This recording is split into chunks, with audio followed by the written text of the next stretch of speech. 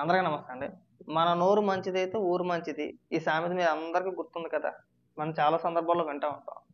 అయితే ప్రత్యేకించి రోజా విషయానికొస్తే, రోజా ఎవరిని పడితే వాళ్ళని. ఆడ లేదు, మగ లేదు. చిన్న లేదు, పెద్ద లేదు.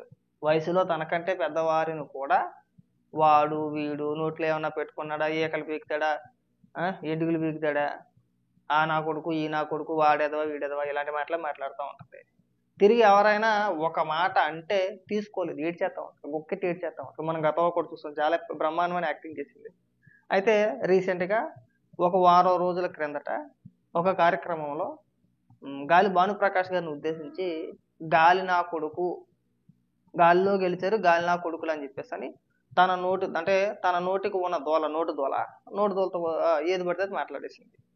ఇష్టానుసారంగా మనల్ని ఎవడు ఏం పీకలేడులే. మనల్ని ఎవరో కూడా ఏమన్నా అంటే మళ్ళీ మన డ్రామా మొదలెట్టించనే ఉద్దేశంతోటి ఇష్టానుసారంగా మాట్లాడింది. మరి తిరిగి అవతల వ్యక్తులు కూడా మనల్ని అంటారుగా. భగవంతుడు వాళ్ళకి కూడా నోరిచ్చాడు కదండీ! మనకే కాదుగా. ఇప్పుడు మనం అందరిని ఇంట్లో మొగుడిని పిలిచినట్టు పిలుత్తాను, మొగుడిని తిట్టినట్టు తిడతాను. వాడెదవా, ఈడెదవా అంటే ఎవడు పడతాడు? పడరు కదా! వాళ్ళు కూడా తిరిగి 4 మాటలు అంటారు. అందులో భాగంగా ఆహ్, అక్కడ ఎమ్మెల్యే గాలి భానుప్రకాష్ గారు మాట్లాడిన మాటలు ఒకసారి వినిపిస్తా చూడండి. ఆమె ర్యాంపుకి ఎక్కువ, హీరోయిన్ తక్కువ. దీనికి ఎక్కువ, ర్యాంప్ క్యారెక్టర్ కి ఎక్కువ. రోజా మాట్లాడుతా ఉంది. ఏం మాట్లాడుతుంది అసలు అర్థం ఉందా, పర్థం ఉందా అర్థం కావట్లే ఆమెకి. ఇక్కడంతా కొండలంతా తొగేశారంట. ఆమె 2000 రూపాయలకి ఏ పన్నా చేసేది. మార్కెట్ లో ఉందా మాట నాకే చెప్తారు. అలా అంటాను 2000 కోట్లు పోయింది. ఇప్పుడు ఆ 2000 రూపాయలకి రోజా ఏ పనైనా చేసేది అన్నది వీళ్ళకి బాధ కలిగిందండి. మరి రోజా మాట్లాడినప్పుడు నేను ఇప్పుడు ఆయన మాట్లాడిన మాటల్ని సమర్థించను, అలాగని చెప్పి ఖండించను. ఎందుకు ఖండించనంటే రీసెంట్‌గా నల్లపురెడ్డి ప్రసన్న కుమార్ రెడ్డి, వేమిరెడ్డి ప్రశాంత్ రెడ్డి గారిని ఉద్దేశించి దారుణాది దారుణంగా మాట్లాడాడు. చాలా దారుణంగా మాట్లాడాడు. అప్పుడు ఏ ఒక్క వైసీపీ నాయకుడు గాని, మహిళా నాయకురాలు గాని ఖండించకపోగా నల్లపురెడ్డి ప్రసన్న కుమార్ రెడ్డికి మద్దతుగా నిలిచారు. మేము ఇక్కడ మద్దతుగా గాను సమర్థించడం చేయట్లేదు. అలా అని చెప్పి మేము ఖండించడం కూడా ఖండించాం. ఎందుకంటే ముందు రోజా నోరు అదుపులో పెట్టుకోవాలి. మన నోరు మన కంట్రోల్‌లో ఉంటే ఇలా మనం మాటలు ఎందుకు అనిపించుకుంటామండి? ఇప్పుడు మీ చరిత్ర ఎవడికి తెలీదు అందరికీ తెలిసిందే కదా! నేను అందరిని అనేత్తాను.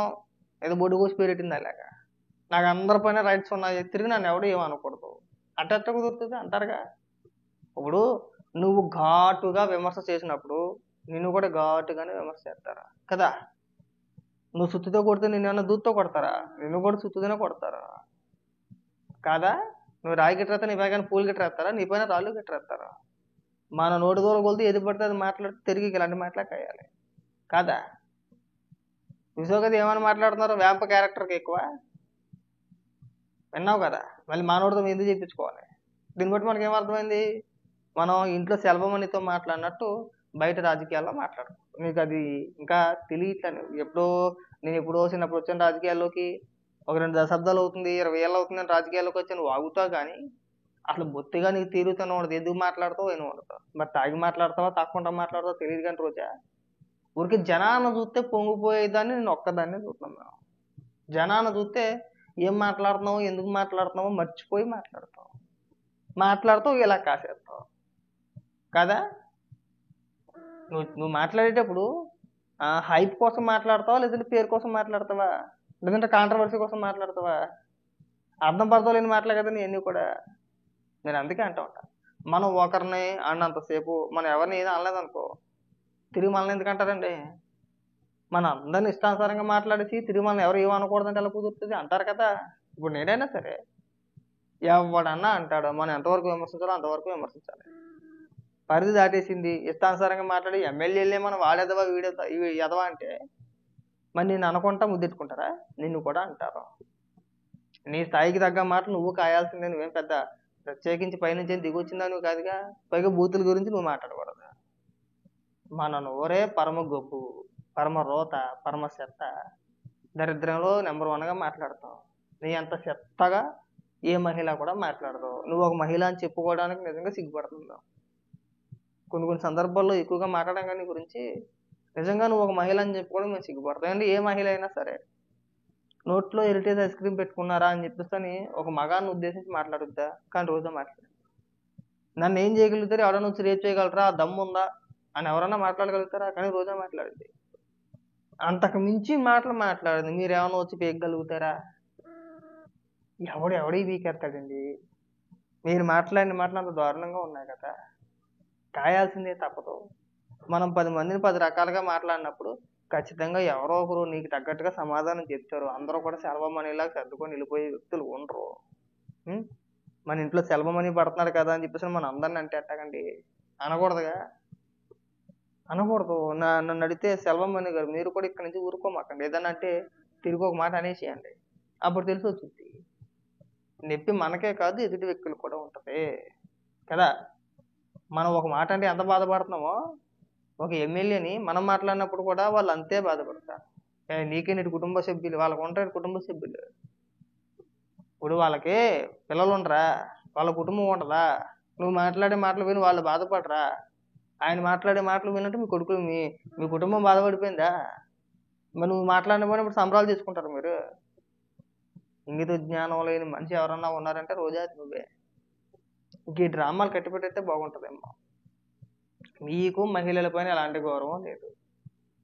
మీరే పైగా మహిళలు, అందులో రోజా లాంటి వ్యక్తులు వచ్చి పచ్చి బూతులు మాట్లాడుతూ ఉంటారు. మిమ్మల్ని ఎవడన్నా బూతులు చెప్తాడా? పైగా ఇక్కడ మళ్ళీ సింపతి. పైగా ఇప్పుడు పోలీస్ స్టేషన్కి వెళ్ళి నేను హీరోయిన్ని, ఎవరికి హీరోయిన్ నాకు అర్థం కావట్లా. ఎప్పుడో ఆ శకం అయిపోయింది, 2-3 ఒక 20 ఏళ్ళు అయిపోతుందేమో నువ్వు హీరోయిన్గా చేసి, 20 ఏళ్ళు పైనే. నేను ఇంకా హీరోయిన్నే, నన్ను నీకు హీరోయిన్ని, నాకు ఒక పెద్ద పేరు ఉంది. అయ్యి చాలా పెద్ద పేరు ఉంది నీకు, చిన్న పేరేం కాదు. నీకు ఎంత గొప్ప పేరుందో మాకు తెలుసు. రాష్ట్రంలో రోజా అంటే ఆ బూతుల రోజా అయినా ఇలాగే అంటారు. రోజా పేరు వినపడగానే మొట్టమొదటి వచ్చే పదం బూతుల రోజా. నోరు తెరిస్తే బూతులే. ఏదో మా ఊరికే 2 కొమ్ములు వచ్చిందల్లా మాట్లాడుద్దండి. పైగా మళ్ళీ ఎవడు ఏమో అనకూడదు. మనం ఏదన్నా అనేయచ్చు. మనం ఎంతమందిని ఎన్ని రకాలుగా విమర్శించవచ్చు, తిరిగి ఒక మాట అనకూడదు. నీకు ఏమైనా రాసి ఇచ్చేసారా నీకంటే, లేదంటే వాళ్ళందరూ నీకు కింద పని చేస్తున్నారా? కాదుగా. మరి మనం అనకూడదు అని చెప్పి మనకు తెలియాలిగా, అంటారు. కాబట్టి ఏంటంటే నువ్వు మన నోరు మన కంట్రోల్లో పెట్టుకొని మాట్లాడితే ఇలా 10 మంది చేత 10 మాటలు అనిపించుకోవాల్సిన అవసరం నీకు ఉండదు. మొట్టమొదటిగా నువ్వు గుర్తుపెట్టుకోవాల్సింది అది. తర్వాత రాజకీయాల్లో పొందాతనం గురించి నువ్వు మాట్లాడకూడదు, బూతుల గురించి నువ్వు మాట్లాడకూడదు. నువ్వు నోరు తెరిస్తేనే పరమ రోతగా పరమ చండాలంగా మాట్లాడతావు. నేను 10 మంది అనడంలో తప్పులేదు. ఆ మాట నేను చెప్పగలుగుతా. నిన్ను అంటారంటే ఊరికే అంటారు. నువ్వు తక్కువ దానికి ఏం కాదు. మేము మనం చూడలేదేంటి? మళ్ళీ అది నీకు ఏం పోయే కలవమ్మా నీకు? ఎప్పుడైనా మాట్లాడాడు నీ గురించి అయినా? భానుప్రకాష్ గారు ఎప్పుడైనా నీ గురించి మాట్లాడాడు లేదు కదా. మరి మొన్న ఒక సభలో గాలి నా కొడుకులు అంటే ఎంతమందిని కనీసం నువ్వు? ఇక నీ కొడుకు ఎవడు ఎందుకని?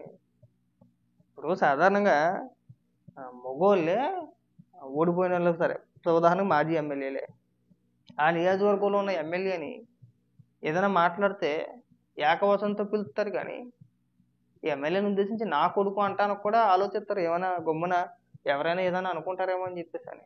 అందులో నువ్వు మహిళ అయ్యుండి ఏదో వెనకొడుకో సామెతం నిడిచేసింది ఇదికి పెద్ద అని చెప్పేసి అని. ఆ మాదిరిగా ఎవరిన పడితే వాడు వీడు, ఆ నా కొడుకు ఈ నా కొడుకు, వాడేదో వీడేదో అంటే అసలు ఎవరు నువ్వు ఎక్కడి నుంచి వచ్చావు, అసలు నీ బతికేంటి, నువ్వేంటి అంటారుగా. అందులో భాగంగానే ఆయన మాట్లాడాడు. తప్పే ఉంది అందులో? మనం అందరినీ అనకూడదు కదండి. దయచేసి మళ్ళీ చెప్తున్నాం, సెల్వమ్మ నీతో మాట్లాడినట్టు అంటే నీ భర్తతో మాట్లాడినట్టు రోడ్డెక్కి మాట్లాడు. మాకు 10 మంది చేత అనిపించుకోమాకు, మా రిక్వెస్ట్ అనుకో.